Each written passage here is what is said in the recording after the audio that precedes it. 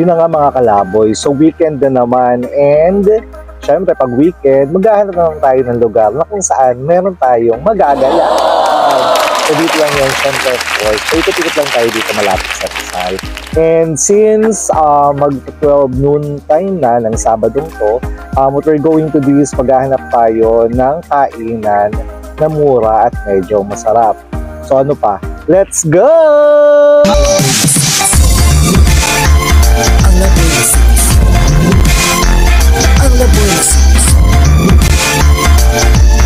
Mga kalaboy, iyon na nga.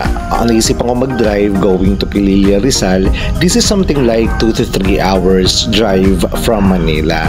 So kung mapapansin nyo dito pa lang, along the road, kitang-kita na natin yung Pililla Windmill. So ayan, nakita natin meron ng malapit na restaurant dito at talagang ako'y gutom na. Let's go and try natin kung ano yung available na food nila. Kung mapapansin nyo guys, dalawa yung location nila, left and right. So yung right part, this is something like a viewing deck para makita nyo yung mga bundok dito sa Pililla, Rizal. And on the left side naman, dito tayo kakain. Dito kasi yung part ng restaurant. So maghahanap lang tayo ng parking lot and titikman na natin kung ano yung pwedeng offer nitong restaurant ito. Nga pala, pangalan ng restaurant is Wind Cafe here in Pililla, Rizal. So yun, magpapark lang tayo and let's go! Finally, nandito na ako sa restaurant and try natin kung ano yung pwede nang i-offer. Pero I have an idea na rin na gusto kong magpasta for today's video and also magkakape na rin tayo. So tingnan natin kung ano yung available pasta and later on ipapakita ko na rin sa inyo yung menu para makita nyo na rin yung pricing. Tapos stop nyo na lang para makita nyo yung presyo. So yan, upon checking nga dito, medyo pricey sila. Sa kagaya kong budgetarian, pero syempre this is something new to me, kaya try na lang din natin at masubukan ng lasa.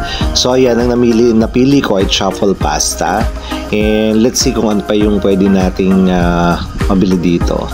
So ayun na nga, hanap-hanap and naisipan ko nga rin magkape. So ang pinili ko naman dito ay ang yan, Spanish cold latte. So later on susubukan na natin kung okay ba yung price niya para dito sa o-orderin natin. So let's try. Ito na, dumating na yung aking order. Subukan na natin siyang tikman. Let's go! Yan, upon getting my order, so presentation, it's just a normal. Pero medyo, for me, madaming serving niya. So ayun, mukhang masarap naman. So let's try it now.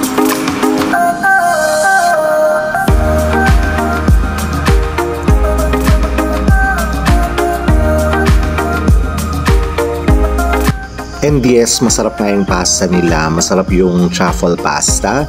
So lasang-lasa dito yung parmesan cheese, marami. And also kung gusto nyo nga rin ng garlic bread na lasang-lasa mo rin yung garlic, bagay na bagay sa ito. So yan, nag-enjoy lang ako, kinain ko lang habang malamig yung paligid. Kita nyo guys, naka-jacket ako kasi medyo mahangin dito, medyo malamig. Kaya bagay na bagay lang kumain ng pasta dito while enjoying the view dito nga sa may Pililla, Rizal. And yes, hindi mawawala ang picture taking dito syempre sa napakagandang view sa Pililla, Rizal. So yun, nga pala pagka kumain kayo dito, pwede kayong umakyat dito sa taas para fully ma-enjoy nyo yung view ng kabundukan ng Pililla, Rizal. So mapapansin nyo guys, sobrang lamig, maulap dito and sobrang mahangin. So ayan, in-enjoy ko lang yung moment habang nandito ako. Habang rest day of course. And syempre, we need to enjoy our work-life balance. So ayan, kitang-kita yung napakalapit niya sa windmill. Likod lang yan actually nung kainan. So ayan yung restaurant and ayan yung buong paligid. So yun muna ang ating gala for today's video. I hope you like yung gala natin for today.